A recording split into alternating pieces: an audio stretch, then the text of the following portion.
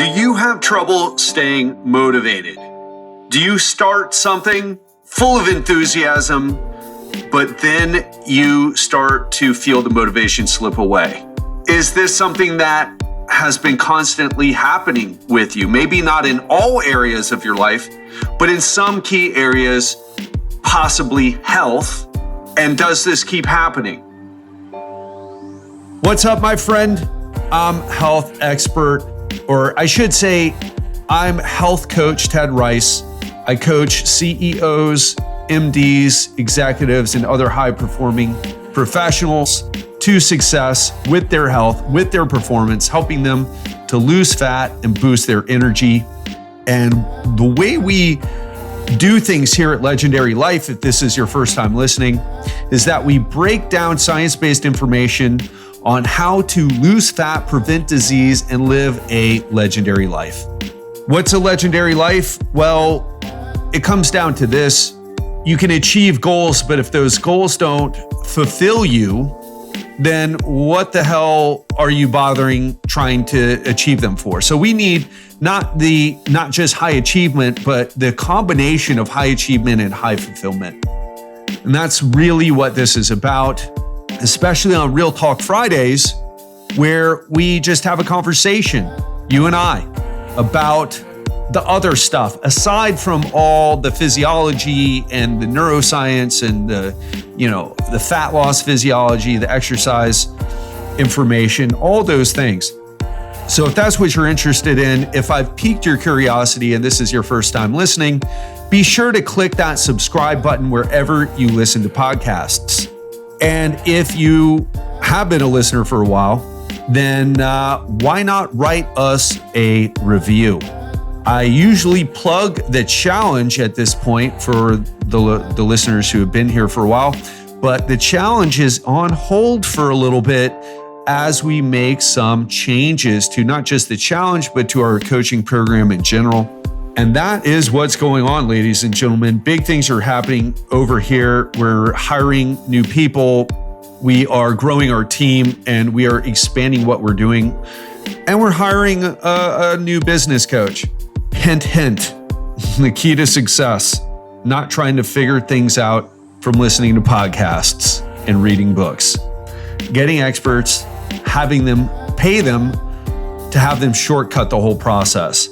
I'll tell you more about that and as it goes on because it's quite an in-depth process that'll last 12 months. More on that on some other Real Talk Friday. Let's get back to this question today about motivation, and I want to share with you my own story. So for those of you who've been listening and for the edification and bring you up to speed for the ones who haven't been listening, I've been dealing with a lot of stuff with my dad. Was in Colombia ever since February 2nd, by the way, which is my birthday, same day as James Joyce, a writer who I've never read anything by, but all the way up until May 30th. And I got a call probably about 6 or 7 days before my flight on May 30th from my dad. Was in a bad situation health-wise, was actually in the emergency room, and I flew home as soon as I could. And ever since I arrived to Florida, which happened to be the new growing epicenter of COVID infections, and stepping in to help my dad with the psychological and medical mess he was in, I went through some stuff. And to kind of fast forward that whole conversation, that whole story, especially for those of you that you've been following it for a while and maybe kind of interested in hearing something else. But here I am at the tail end of it. It's August 6th as I record this. And I'm out the other side. My dad's doing really well. He's doing a lot better. Let's not exaggerate too much. Really well is a bit of an exaggeration, but he's 1,000% better in his words. Moved him to a new place, got him better care, fixed a lot of this stuff that needed to be fixed. Spent a lot of time, spent a lot of money, spent a lot of effort. Took me away from so many things, including myself. And here I am, kind of out the other side. He's in a good position.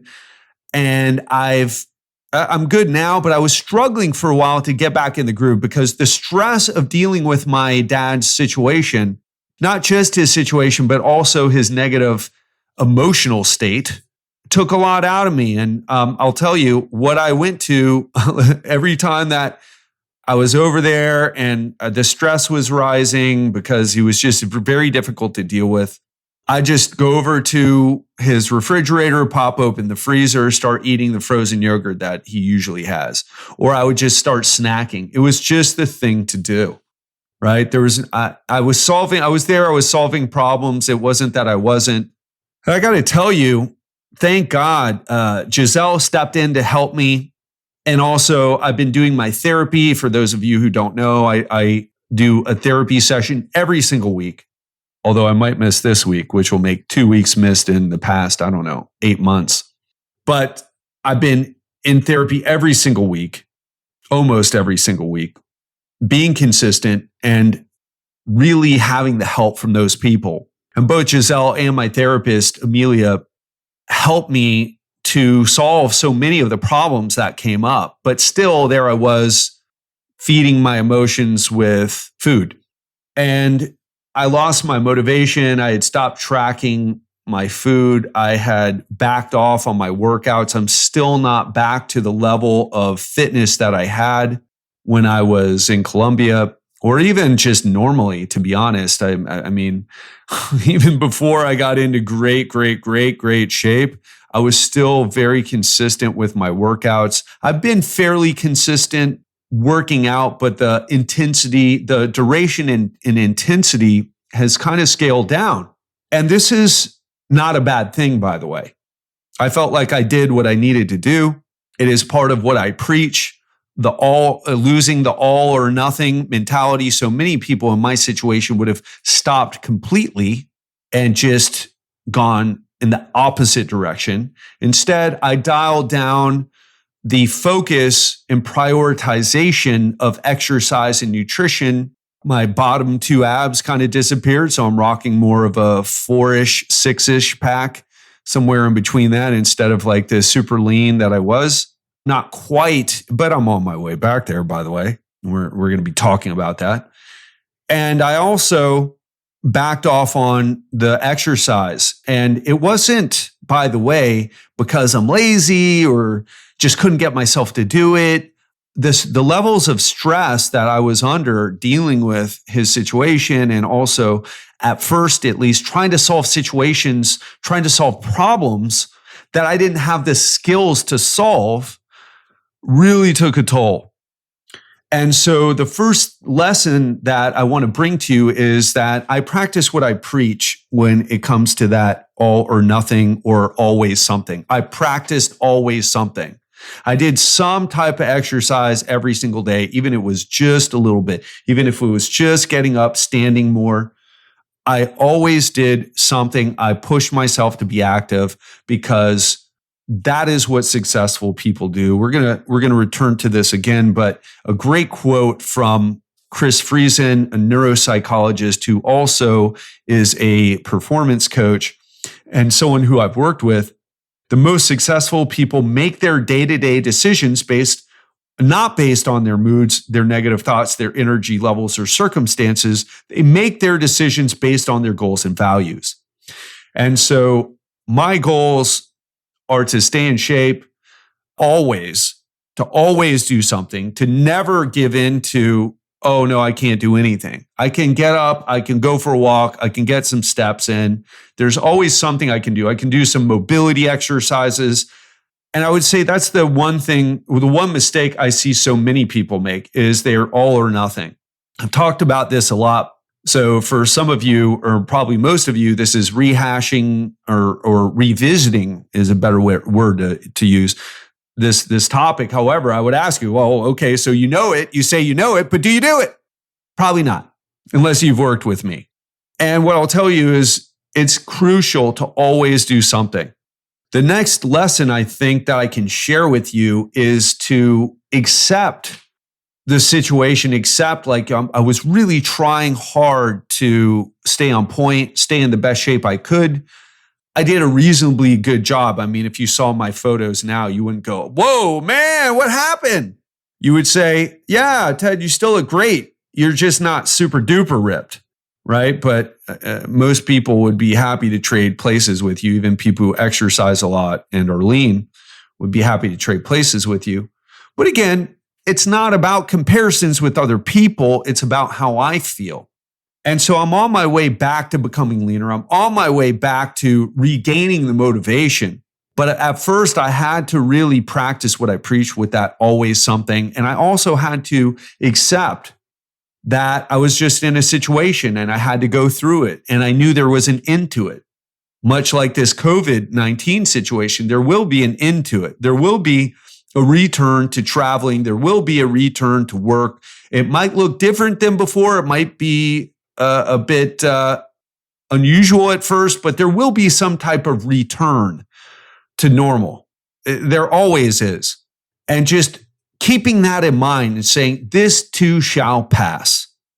And not being too hard on myself while also trying my hardest to accomplish my goals, to live from that quote, to make decisions based on my goals and values instead of letting the circumstances or negative thoughts or whatever, my mood, dictate the majority of my decisions. And again, this is not an all or nothing situation either. We're always going to lose out, especially those of us who struggle like I do with mood, energy level, circumstances, negative thoughts. I'm never going to be completely free of them. And I accept that. And that acceptance, while also striving at the same time, seems counterintuitive, but it's not. In fact, the acceptance can allow you to, because being hard on yourself usually doesn't help, right? And to go back to something that one of my clients, Jeff, said, shout out to you, Jeff, if you're listening. He said, the number one thing that I think I took away from you, Ted, is that you're always results oriented. And I always think about the results. Always, what is it about? It's about the results. It's about the results. And so many people are hard on themselves, but it doesn't lead to a better result. And I would ask you, are you guilty of that? Are you hard on yourself, but then that being hard on yourself doesn't lead to better results? Then why the fuck do it? And I want to say this, there was a time when I was super hard on myself, but I'm not there anymore. And I didn't even have to talk myself into it. I just naturally forgive myself, naturally accept things and forgive myself while also striving for the highest accomplishment or achievement that I can make happen. Now, I want to ask you, are you doing that? Are you guilty of that? It's okay if you are. Again, I'm not giving you an opportunity to bash yourself here. I'm just asking you to be more detached emotionally and more attached to the results instead of the up and down emotional roller coaster. So let's talk about motivation. What I have my clients do and what I've been doing myself, I have them track their nutrition. I have them use MyFitnessPal, and I teach them how to do it in a way that leads to not just great results, but in an education to where they can stop using MyFitnessPal. And by the way, if you're listening right now and you're like, well, yeah, I've used MyFitnessPal and, I didn't get great results or I couldn't do it, or listen, you did it wrong. Pure and simple.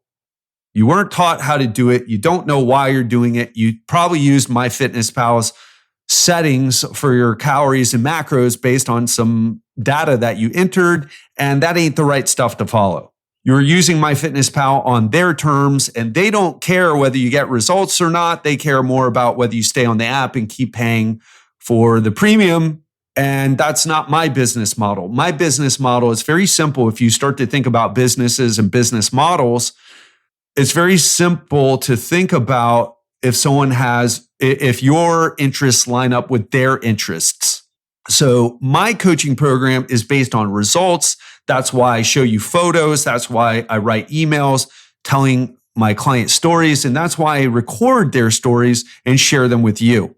I don't get paid more or less if you stay on MyFitnessPal or not.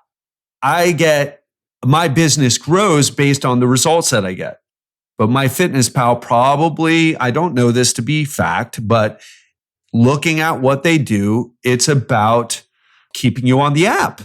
So back to, that was a bit of a tangent, but an important one, I think. Back to what I would do. So I've been tracking my nutrition, but I've been really struggling to do it, at least for a while. And even last night, I had a few things that I didn't. I was just like, you know what? I'm just going to skip not putting it in. But I did it anyway. I was like, that's not your best self-talking. That's your bullshit self-talking, Ted. Take a few fucking seconds and type in this data, right? Do it. And so I did it. And I've been on track, but I've had a few moments. And I want to talk about this because we had a great discussion, at least I thought. I hope you enjoyed Monday's episode talking about whether obesity is a choice or not. And I hope you really took away from there, like this is really about engaging the executive system of your brain, that part of your brain that's responsible for goal setting, for following through on those goals, for engineering your environment for success, for engaging in those moments where you don't want to track. You're like, I'm tired. I had a few drinks because I hung out with a friend of mine in Miami, took a 2-hour drive down, drove 2 hours back through a terrible storm, by the way. It was a bit more than a 2-hour drive because of the storm. Saw multiple cars turned on their heads, turned upside down from terrible accidents. I couldn't imagine what those must have looked like. And we were having those because we had a hurricane here. I'm sure you probably saw that if you're in the US. So after all that craziness on the way back, I still got here and I didn't feel like tracking, but I engaged that executive system of my brain. I said, you know what? You care about doing this. You want to get results. And one of the ways to get back there, even if you're having even if you're eating or drinking things that are not the healthiest for you, this is the way to balance it all out so that you can make better decisions. So I engage my executive part of my brain, the executive system of my brain, the prefrontal cortex, track things, and boom. And every time that I do that, it gets easier to do. And I want to talk about two different things here, but I want to, whatever program that you're on, or if you happen to be a client and you're listening to this, whatever program that you're on, you have a list of things that you need to do regularly, consistently. And if you don't do them consistently, you don't get results. And it really is usually that, right? Now, there's a misinformation problem. That's another topic entirely, which we're not going to go into. But once you know what works, it's a matter of doing it. But there are those moments where you just don't freaking want to do it. And it's in those moments, if you can engage that part of yourself, the better part of yourself, the part that has all the goals and thought if you listen to that part more, you'd be in a vastly different place in your life. If you had just listened to that part of you more, well, how do you strengthen that part of you? Well, you do it. You create a habit of listening to it. And in those moments, but I'll tell you this, and this is the other lesson that I wanted to share with you, is that if you have too many stresses, if you've got too much going on in your life, that part of your brain doesn't work well. If you're obese, it seems that that part of your brain isn't working well. And if you're a leader, if you're an entrepreneur, a CEO, high-level profession, an accountant, attorney, medical doctor, and you're obese, I'm not saying that you're doing your job poorly. Although that could be the case. Hey, I don't know your situation. But I will tell you this, without knowing your situation, is that you could be doing better. You could be making better decisions. And when you make better decisions, your life gets better. You get better, your life gets better, and that affects every single person that you come in contact to. And how many people do we come in contact with who end up helping us feel better than we initially were? Versus how many people kind of suck the energy out of you, suck the life out of you, their negativity, their anxiety, their depression, their tiredness, their sluggishness, their victimization, blaming the world, blaming other people. So by becoming a positive influence, you're literally, I believe, changing the world. This episode is sponsored by Organifi. Do you want to know a secret that all my coaching clients follow? It's really simple, but powerful. Add vegetables into each meal. But let's be honest, most of us, including myself, don't eat the recommended servings of vegetables and fruits each day. So for those of us who are on the go or have trouble eating healthy, having a greens powder makes it easy to get your greens in every single day, no matter how busy you are. And that's why I use and recommend Organifi green juice, a superfood powder that you just add water to so that you can get your greens in even when you're on the go. The best thing about Organifi green juice is that it actually tastes great. But don't believe me, try it for yourself. And use the code TED20, that's capital TED, the number 20, at www.organifi.com. That's Organifi.com to receive 20% off your first order. But hurry, this is a limited time discount for Legendary Life listeners. Now, back to the episode. But you can't do that when you don't have your shit together. And so many of us, we have our shit together in some ways, maybe financially, business-wise, as a parent, but we have this other area with our health that just isn't where it should be or it could be. And I don't mean ripped with abs and ready to pose in a bikini or shirtless on the cover of a fitness magazine. I'm talking about so that you feel good enough to do all the things that you need to do, so that all the people that rely on you, whether you're a parent, whether you're a business owner, whether you have clients, whoever's relying on you, you step up for and deliver. And if I had to say one thing that could make the world better, is that realizing that you're part of this collective and that you matter, and that it matters what you do, and it matters how you are, and it matters what you transfer to people. And that is something I think about when I look for the motivation to get my act together. I want to view myself as an asset, not a liability, but far too many people are liabilities, even if they've got it going on in a certain area. And how do we judge success in at least American society? I've lived in different countries, but especially when you don't speak the language, it's really hard to make generalizations about what their values are. But I'll tell you, in American society, we look at people who make money and those are the winners. And what far few people know, unless you really spend a lot of time with successful or who we view or hold up or as financially successful people, is that those people really struggle a lot, especially if they don't have a good balance between work and personal life. In fact, some of the reason that people have become successful are actually because of some psychological stuff. I don't feel good enough. My father never made me feel good enough. My mother told me I never amount to anything. Whatever it was, maybe society told you that. I mean, for me, my personal, my stepmother told me that I'd never make money. I'd never do this. I'd never do that. I'm doing better than she ever did. Now, she died of a heart attack, and so I'm doing better in health-wise. And I don't mean to laugh, but it had a very complicated relationship with her because of her, speaking of ripple effects and having an effect on people. She is exactly who I was talking about. She was making six figures a year. She was a tax attorney, but a very and this is she had a lot of trauma, right? Not sure what the whole story was, but the family was not good. They all ended up with problems. So without going into too much detail, like that's kind of like the situation I was dealing with. People telling me that I couldn't do things, and I was driven to succeed because of that. So I'm just kind of sharing that, but I want you to think about you and what's driving you to succeed. What's driving you to excel in your career, in your business? Where's that coming from?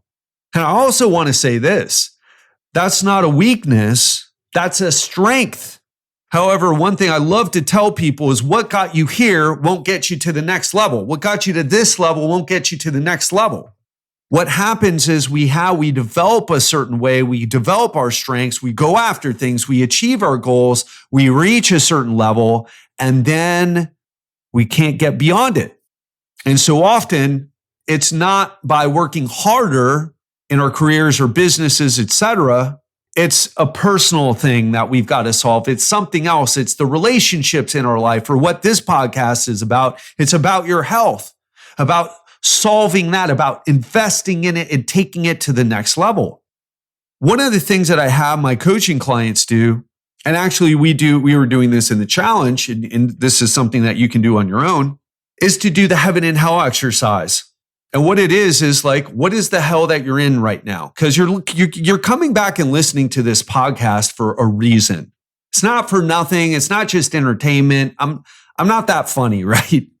I do my best, but you won't be buying tickets to my stand-up comedy show anytime. However, you keep coming back to this. We talk about health predominantly. We talk about psychological health, but it's all about health. What is it that keeps you coming back? Why do you want to solve this so bad? Write it down. What happens if you don't solve this? What happens if you don't step up in this area? What happens if you keep doing the same thing, getting the same results, and nothing changes? What happens? What happens in 1 year? What happens in 5 years? What about 10 years? I don't want you just to listen to me right now. I want you to, if you can, close your eyes even and think about it. Or get out a piece of paper and write it down. And if you're not willing to do that, that's part of your problem. You're stuck in an information gathering phase where it's like more information, more information, more information. Makes you feel like you're making progress, but your weight hasn't changed. You're not any stronger on any of your lifts. You don't have a better workout routine, but because you listened to this, it made you feel like you were doing something. How do I know? Well, I was stuck there too. So on top of the hell that you're in and thinking about how this is not affecting or how this is affecting you in a negative way, we got to think about, well, what is the vision that you want to create for yourself too? What would happen? What would it look like for you to get this handled? What would that look like for you? Is it a number on a scale? Is it a body fat percentage? Is it a certain look? Is it a different version of yourself that you see in the mirror? What exactly do you see there? And how does it affect your life outside of just your health, outside of just being off the blood pressure medication or cholesterol medication, aside from the weight on the scale? How is it going to affect your life? How is it going to affect your relationship with your husband or your wife? How is it going to really affect your relationship with your kids? How is it going to really affect your relationship at work? I've had a woman tell me, you know what, I don't like wearing I'm having a problem because I don't like going to these meetings. Of course, that's all changed with COVID, but she didn't like going to meetings because she didn't like putting on the clothes that she had to wear because of her body. I've had women tell me that their husband wants to have sex, but they don't want to have sex because they don't feel good about the way they look. I've had guys tell me that they don't like taking off their shirts because they don't like the way they look. I've had guys tell me they feel like the fattest guy in the room sometimes because they get into a room and they're looking around and they're full of people who are successful, but these people have their health figured out, or at least it seems that way. I mean, that's the story, at least, and they don't. I've had guys tell me like so many things. I've had women tell me so many things. And I'll tell you, there's so many commonalities. So what is it for you? What would it be for you to have this fixed? These are the questions that we need to ask ourselves. So many times we're afraid to scratch the surface. Oh, I just want to lose a few pounds. I just want to feel healthier. Oh, here's one that I hear from both men and women. I want to feel more comfortable in my own skin. And what I've come to believe about that statement, and I could be wrong, but this is just from listening to so many people talk about this and listening to the context. It's that we have a certain vision of ourselves, a certain like idea in our minds about our body, how we look. And then when we start to see it shift over the years, we look in that mirror, we see the shift. We see the waistline disappear. We see our shape start to change. We see rolls happening. And this is all in addition to the wrinkles and the graying, right? And all the other things we got to put up as we get older. And it feels like we lose ourselves. like we've lost something. I know I felt that way when I was 210 pounds, 24% body fat. I didn't get that way because I was so happy in my life and just having a good time and eating and just eating and just really enjoying life. I got there because I was unhappy, because of stress, because of instead of stepping up and fixing the problems that I was struggling with, I would turn to food instead. And also in my case, at least initially, I had a lot of misinformation, even though I've been in this business my whole entire life. And at that time, I believe I was in the business around 16 years. Had a lot of misinformation in my head. Probably one of the top takeaways that my clients share with me too. I just had so much misinformation. And you made it super simple and clear for me, Ted. I got told that today twice because I've had 2 coaching calls today. That's why that happened. And we were both kind of both situations required rather some focus on this, how things have changed for them after working with me. These are the things that we need to have handled to get our motivation back. Motivation comes from a deeper level. I'll share with you, I don't want to be old. I will get old, but I don't want to be old. So I can't control the fact that chronological age is out of my hands. But I can control, most of the time at least, how many times a week I work out, what choices I make, what I choose to buy at the grocery store. Even if I mess up, it's okay. But at least if I'm doing more of the good stuff than the things that work against me, the good habits versus the bad habits, I get to get results and I get to have a little ice cream too. I want to enjoy life as much as possible. And I'll tell you one of the things that I've taken away from my experience in Vero Beach. I'm actually in a place 30 minutes south. I'm in Fort Pierce now. But in Vero Beach, it's like a retirement community on steroids. That sounds funny to say, right? They probably need some steroids to get those T levels up and whatever. But anyway, so these people, and there's a culture that gets created with these retirement communities. And you even see it in the younger people. It just becomes acceptable to let your body fall apart. It becomes part of the local culture. And in the lower income areas, it's even worse, which is a story for another day. But it's like it becomes part of the local culture. And it just becomes okay to be riding around in a scooter, to not really take care of yourself, to be falling apart, make jokes about it, ha ha ha. Except inside you're dying because you just want to get up and walk around without having to use a walker or a cane or scooter.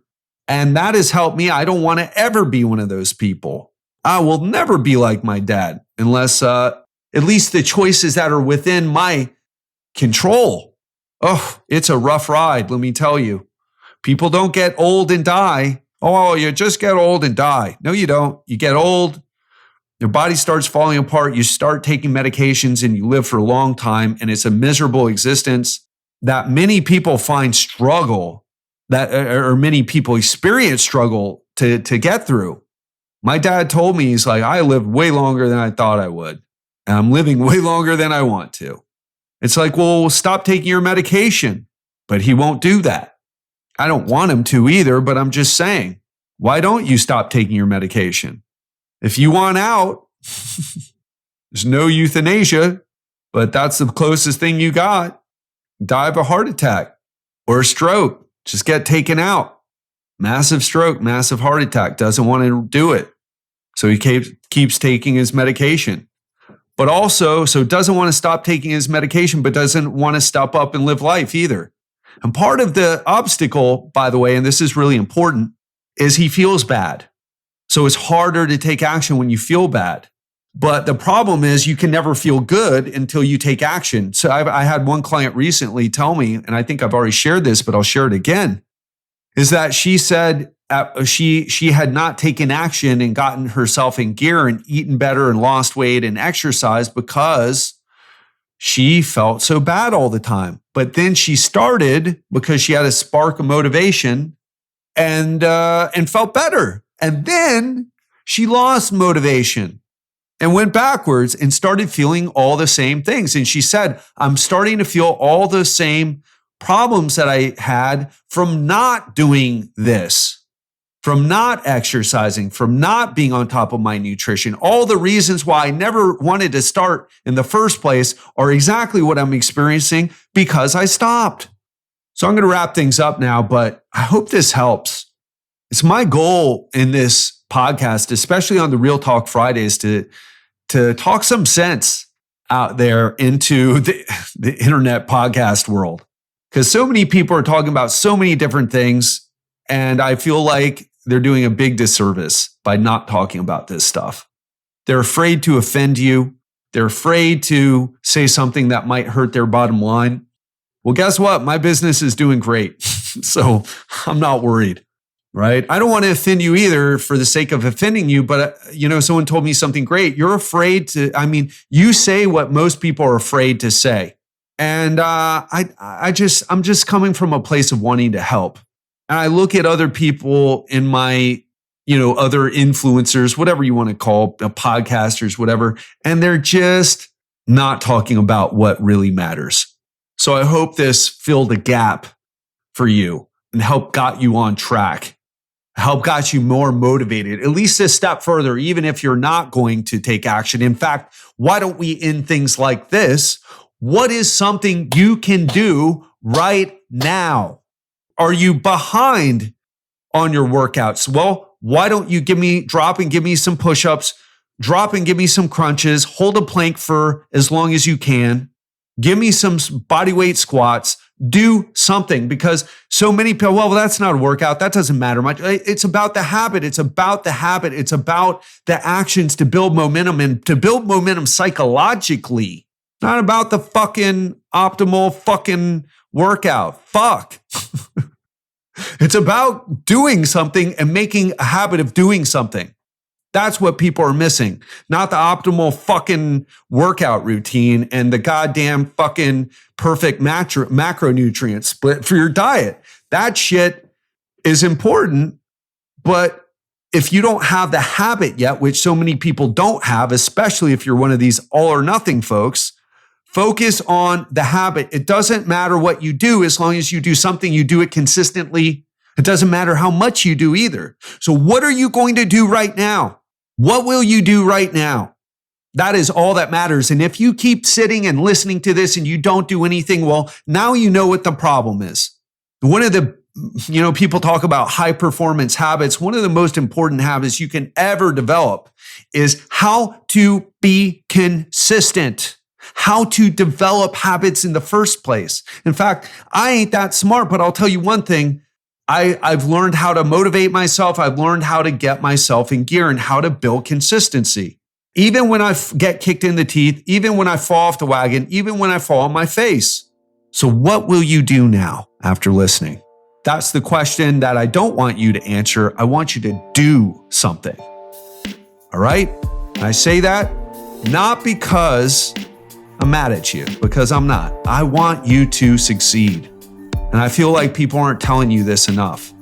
Turn off the podcast. Go do something. Don't listen to another one. If you're driving, cool, I get it. If you're already exercising, awesome work. What do you need to do for your health that you're not doing? Is it nutrition? Because if it's weight that you're not able to lose, then it's certainly a nutrition problem if you're exercising. But I'm doing everything right. No, you're not. Okay? Really simple. Is it more stress relief? Maybe you're good with your weight. Maybe you're good with your exercise. Maybe you just feel on edge all the time. In fact, your insane workouts are part of what's driving you to the edge because you think you got to crush it every time you show up to the gym. Guess what? That's a recipe for burnout. Stress plus recovery is what is the magic equation that leads to growth, adaptation, all the good, feeling good, all those things. Stress plus stress equals burnout. Goes for everything. So what is it that you need to do? In case you were one of those people like, oh, I'm exercising right now.